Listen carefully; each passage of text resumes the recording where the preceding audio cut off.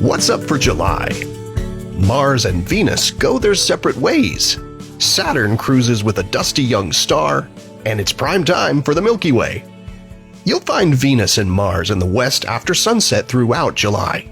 The pair moved ever closer in the sky during June, and they begin July appearing quite near to each other, but it's time for them to part company. You'll notice them trending lower as the month goes on, with Venus in particular being noticeably lower each night. During the second week of July, reddish-colored Mars will appear very close to the blue-white star Regulus. Mars is quite distant from Earth right now and appears at its dimmest for the year in July and August.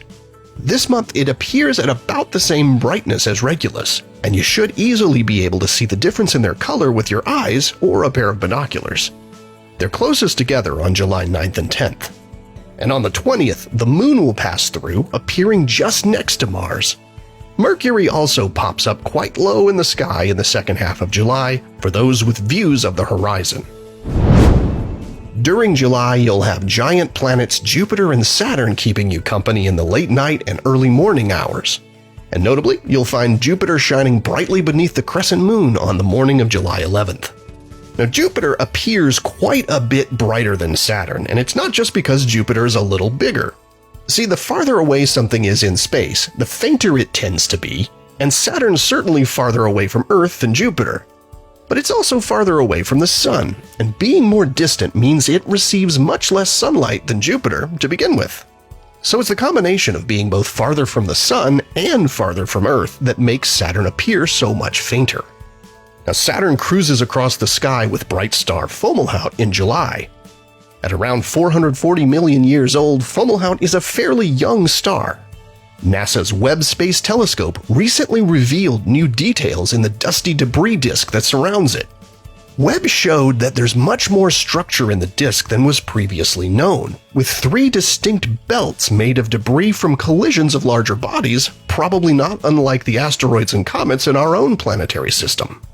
And researchers think the belts most likely are carved by the gravitational forces produced by unseen planets. It's a nice reminder that most stars you gaze upon represent entire planetary systems.